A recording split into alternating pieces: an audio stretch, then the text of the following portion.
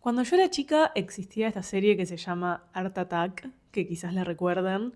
Entonces yo crecí como un montón de personas que veíamos Art Attack con la frase de Rui Torres grabada en la cabeza que es: no hace falta ser un genio para ser un gran artista. Cuando uno empieza a crecer y empieza a ver cómo funciona el mundo, cómo funciona el mercado del arte, qué cosas tienen éxito, qué cosas son rentables, la vida se parece más a una escena que recuerdo de la serie Girls, que hay un chico que está en un momento peleando con su novio o algo así y le dice: claro que tengo talento, si pagué $72.000 por este máster en Bellas Artes. ¿Cómo andan mis queridas personas de internet? Bienvenidas a un nuevo video, a un nuevo Vicu Ensayo. Hoy vamos a hablar del arte. Tengo muchas cosas para compartir acerca del arte, así que seguramente esto se va a extender en varios videos porque es un tema enorme. Creo que de alguna forma siempre estoy hablando desde la perspectiva del arte porque, me guste o no, es un poco el territorio en el que yo me inscribo para transitar la vida, para transitar el trabajo, para transitar todo lo que hago. De hecho, si me tengo que definir con una palabra, en general es artista, pero esto no significa que piense que el arte es algo necesariamente bueno, como se lo suele plantear. Tenemos una visión del arte en general un poco romántica. Lo veo sobre todo en gente que no está dentro de lo que sería la industria del arte. Y vamos a hablar de la industria del arte y no necesariamente de las industrias culturales, al menos en el video de hoy. Pero el arte, hasta el día de hoy, por las personas que no se dedican a un oficio artístico para vivir, digamos, se ve como algo medio mágico, ¿no? Una actividad que tiene que ver con unos valores que no están de la mano del dinero. De hecho, hay como toda una cuestión que en cuestiones artísticas cuesta muchas veces hablar de dinero porque está esta creencia de que el dinero ensucia el arte. Y sin embargo, en la práctica, todos los oficios artísticos, la producción artística en el mundo en el que vivimos está completamente mediada por cuestiones de mercado y sobre todo por cuestiones de accesibilidad a ciertas legitimaciones que son las que terminan diferenciando muchas veces quién es un artista de verdad y quién no. Y esto es algo que a mí me apasiona, es una de mis grandes batallas en la vida, una de mis cruzadas en esta existencia, es la cuestión de qué es ser un artista de verdad. Obviamente esto viene también de mi historia personal. Muchas personas que se autodefinen artistas en su adultez tuvieron que hacer un proceso para llamarse así sin ningún tipo de pero o sin ningún tipo de explicación extra y simplemente decir: soy artista, me considero artista. ¿Por qué pasa esto? Porque las cuestiones que uno pensaría que constituyen el arte, como pueden ser los oficios artísticos, pintar, dibujar, hacer música, etc., no alcanzan en la adultez para que una pueda definirse como artista sin más. Porque acá entran un montón de otros conceptos como por ejemplo el talento, la legitimidad de una institución académica, de ciertos trabajos o espacios en los que uno puede desenvolverse, la posibilidad de vender obra o de monetizar la obra. Y a medida que uno crece, estas cuestiones terminan siendo más importantes a la hora de definir quién es artista y quién no, que la práctica de las artes de forma expresiva, sensible, ¿no? Mucha gente que es artista en su práctica cotidiana no realiza muchas tareas artísticas de lo que pensamos comúnmente cuando nos imaginamos a un pintor, por ejemplo, o a un músico. Muchas de las tareas de quienes se dedican al arte como profesión tienen que ver con otras áreas, como por ejemplo la gestión cultural, la gestión de proyecto, la monetización de sus saberes, que muchas veces no viene de su práctica en sí, sino por ejemplo de la docencia o de ofrecer productos y servicios. Es un mundo extraño porque se sabe, sobre todo en las personas que se dedican o cuya profesión es ser artista, que muy rara vez se puede subsistir y vivir exclusivamente de ese oficio artístico que consideramos en el centro de nuestra identidad como artistas, y se construye alrededor de eso una serie de productos y servicios que uno puede ofrecer que muchas veces no están ligados tanto a nuestra práctica artística, sino a otras cosas que tienen un valor para la sociedad. Últimamente, en la esfera de la conversación política acá en Argentina, se viene hablando mucho acerca de qué arte es el que vale la pena hacer, y hay un argumento muy usado de cierto sector que es que el arte solo tiene valor cuando genera demanda y por ende ganancia. Esto se ve mucho en casos como por ejemplo en el Inca o cuestiones que tienen que ver con la crítica de por qué se subsidian proyectos artísticos con dinero estatal, con dinero que proviene de los impuestos, cuando ese arte después no devuelve supuestamente una ganancia, ¿no? Y creo que esto es muy interesante porque pone en evidencia algo que es una dinámica que para mí está en el centro de la historia del arte, de la historia de las artes, si vamos a hablar en general, que es que muchas veces lo que termina influenciando o lo que termina inspirando a aquel que eventualmente logra monetizar eso que hace y generar esa famosa ganancia, es algo de nicho, es algo que no tiene tanta visibilidad, pero sin ese elemento, sin, por ejemplo, esa película independiente que quizá no generó muchísimos ingresos en su momento, pero que por su cualidad justamente expresiva, artística, inspiró y destrabó algo en personas que luego quizás fueron a crear obras que generaron dinero, esa parte de la ecuación es lo que se suele dejar de lado cuando se habla del arte en términos meramente monetarios, cuando la influencia del arte, sobre todo el arte que transmite algo, como el artista con este rol que tiene de alguna forma tener esas antenas de lo que está pasando y traducirlas en un lenguaje poético o simbólico, tiene un impacto que va mucho más allá de lo monetario, ¿no? Tiene un impacto que tiene que ver con la inspiración, con la transmutación de un montón de preocupaciones que la gente tiene, que se subliman al estar en contacto con esa obra de arte. Hay una cuestión muy humana en el centro de las prácticas artísticas que cuando reducimos al arte solo a una máquina de hacer dinero, le estamos invisibilizándolas, y creo que eso se nota cuando empresas, o por ejemplo, no sé, este año en el cine a nivel global, digamos, me llamó la atención que fue un año en el que hubo prácticamente solo secuelas y remakes. Estoy hablando del 2025 igual, y ya estamos en el 2026. Tengo que resetear. Yo sigo viviendo en 2019, no les voy a mentir. En 2025 fue un año que la gran mayoría de las películas grandes que se hicieron fueron remakes o secuelas.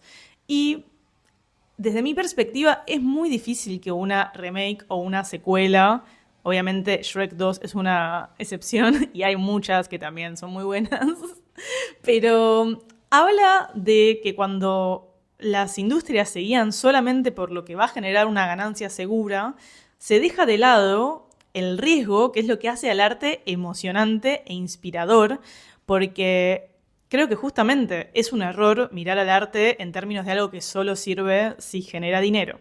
Pero esto, en el sistema en el que vivimos, está en una contradicción muy fuerte con que si uno es artista y quiere dedicarse al arte, que vamos a profundizar acerca de qué rayos es el arte en futuros videos, pero si uno quiere tener esa profesión, hay un montón de concesiones y maniobras que tienen más que ver con la política o tienen que ver justamente con la gestión, con el cómo uno se presenta, con los lugares a los que uno va, con dónde uno se forma, para poder justamente de eso generar un ingreso que permita no solo sustentar la vida propia, que es necesario, sino también la producción de la obra, ¿no? Porque sin ingresos, y esto es algo que yo lo aprendí en la práctica de hacer arte ya hace 15 años que empecé haciendo música y autoproduje, autofinancié, digamos, un montón de proyectos fonográficos, discos, singles, después shows también, videoclips y demás.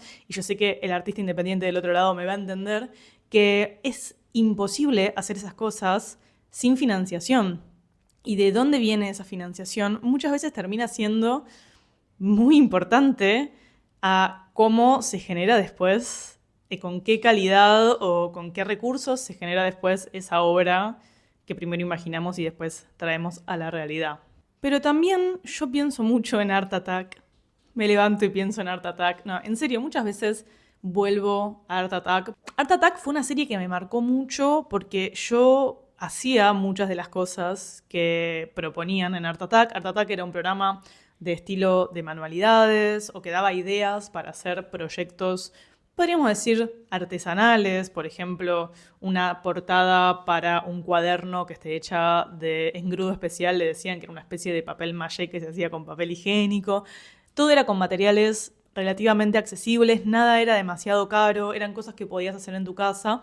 Y lo que a mí siempre me transmitió Art Attack, que es algo que sigue estando en el centro de mi práctica artística hoy, incluso atravesada por todas estas tensiones con política, con economía, con gestión, con proyecto y demás. Esta frase de no hace falta ser un genio para ser un gran artista es un poco lo central, no solo en mi práctica artística personal, sino también cuando trabajo con artistas, en comunicación, en redes sociales, asesorando proyectos. Me doy cuenta que hay una gran herida en el artista independiente de el miedo de la falta de legitimación, justamente por, como decíamos de la escena de Girls, no tener un capital enorme para pagar un máster que diga sos artista porque tal institución lo certifica, o para trabajar con X productor, o para hacer la instrumentación que realmente te imaginás.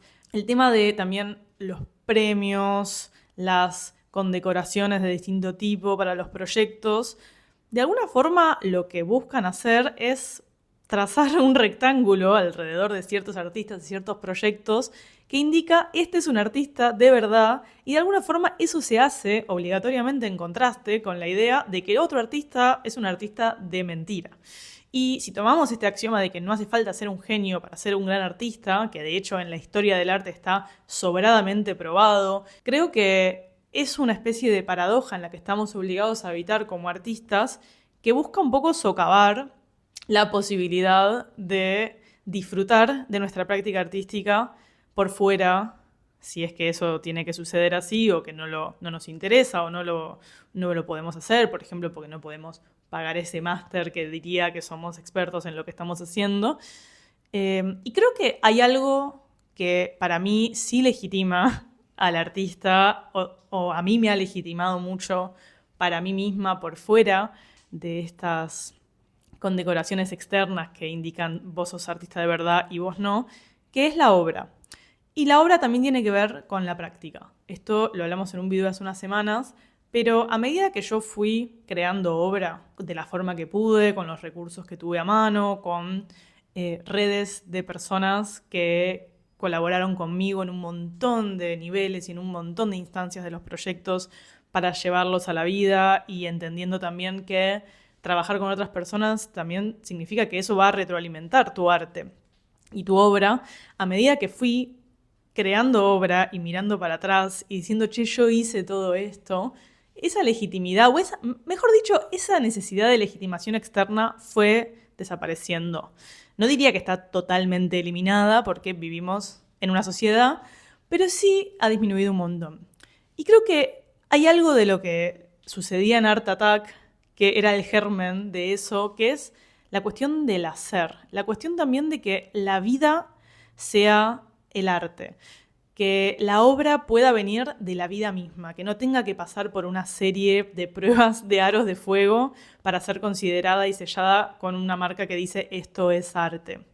Últimamente estuve pensando mucho en Alan Caprow, que es un artista estadounidense que estaba un poco en las antípodas del pop art, que es toda la cuestión de Andy Warhol y el arte como mercancía, y justamente evidenciar esta cualidad mercantil del arte.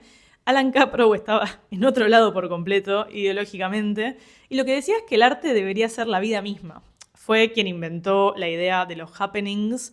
No sé, por ejemplo, el Minufone de Marta Minujín sería una instalación happening, o la cama de John Lennon y Yoko Ono sería un happening también. Es una práctica que viene de esta rotura de barreras de qué es el arte y qué puede ser el arte, que sucedió en los 50, los 60, los 70.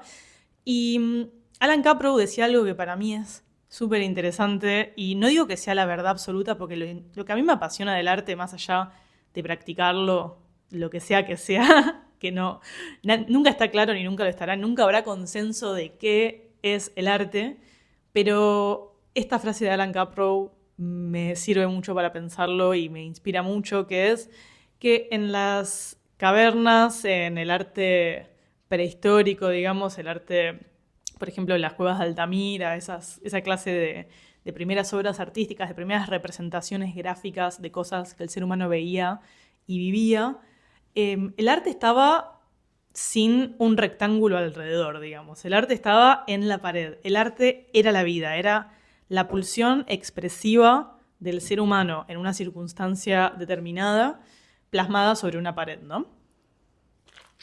Y lo que cambió después, cuando se empezó a institucionalizar el arte y empezó a aparecer la idea de los genios y la autoría, que también es un tema súper interesante para otro video, es que se le empezó a poner un rectángulo alrededor a ese arte, ¿no? Que lo delimita, que lo hace separarse del resto de las cosas, que el arte está en los límites de ese rectángulo, que sería cualquier contenedor de obra, puede ser una canción ese rectángulo, puede ser cualquier tipo de rectángulo, en el caso del arte plástico es literalmente un rectángulo, y habla de ese rectángulo como una especie de cerco que le ponemos a nuestras ideas, a nuestra imaginación, que por el entrenamiento cultural que tenemos en relación al arte termina estando dentro nuestro, incluso antes de empezar a crear.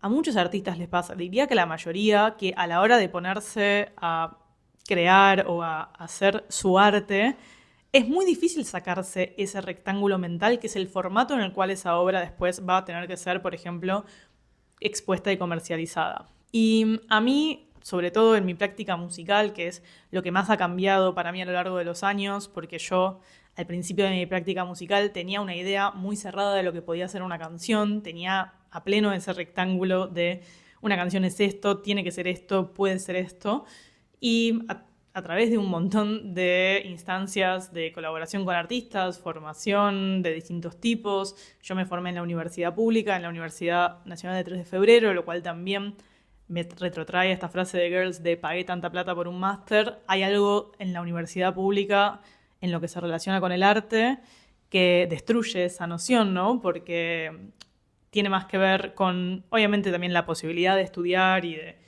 incluso en la universidad pública requiere un montón de circunstancias que se den para que puedas hacerlo, pero de alguna forma nivela un poco la posibilidad de acceso a esa formación.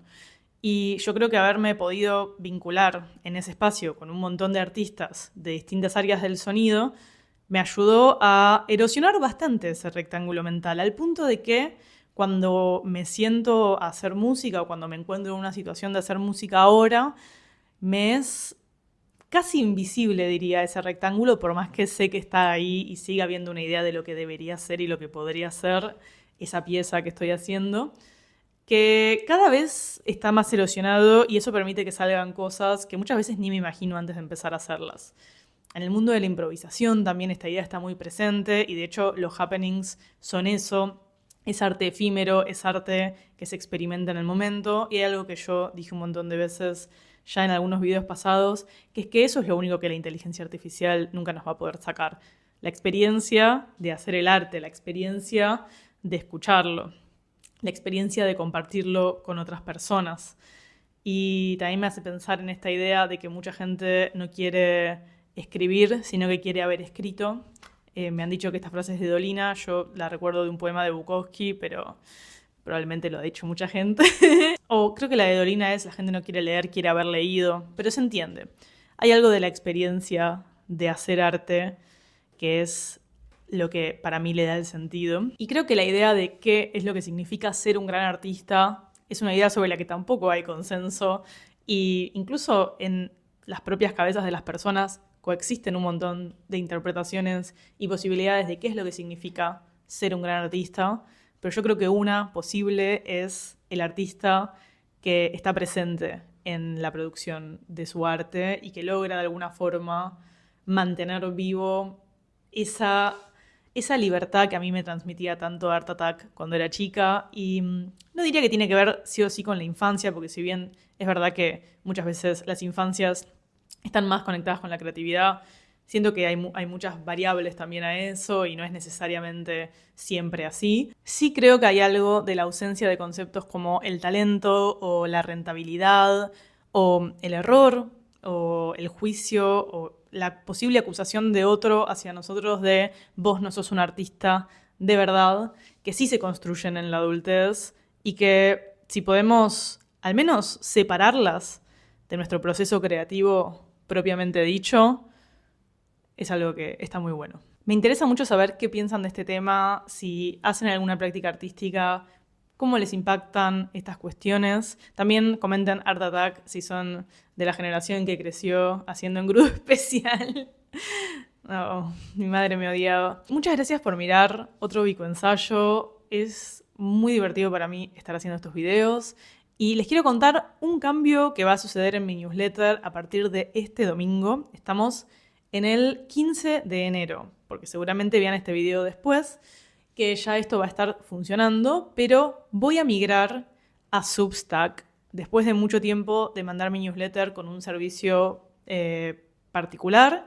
Decidí que tengo ganas de empezar a utilizar Substack, que para quien no sabe es una plataforma de newsletter y de blog en la que hay una dinámica muy parecida a mi gran amor que es Tumblr, pero también permite que esos newsletters o esas cartas que yo mando todos los domingos queden publicadas para ser vistas en mi perfil de Substack. Si ya están suscriptos a mi newsletter, les va a llegar este domingo a través de Substack la edición de este domingo, no tienen que hacer absolutamente nada. Y si no están suscriptos y quieren empezar a recibir mis cartas de domingo, pueden hacerlo en substack.com/VicuVillanueva. Sin más por ahora, me despido. Gracias por mirar. Suscríbanse al canal si quieren enterarse cuando subo videos nuevos y aparte darme una palmada de legitimación en mi carrera de creadora de contenido en YouTube. Y sería muy agradable. Me encanta cada vez que se suscriben. Siento que es como un pequeño que me mandan a través del espacio. Comenten, es buenísimo leer sus comentarios. Me encanta, trato de contestar todos. Y nos vemos en el próximo video. ¡Mua! Che, estoy editando y me acabo de dar cuenta que la frase es: no hace falta ser un experto para ser un gran artista. No hace falta ser un genio. Fui estafada por mi propia memoria. Dije, yo tengo muy clara esta frase, ¿para qué la voy a chequear? Y resulta que estaba mal. Así que, bueno, igual la idea se mantiene, así que... Y para que el video salga hoy, que lo grabé hoy jueves, lo estoy editando hoy jueves, y esto es... estas son las cosas de hacer un video por semana. Pueden fallar.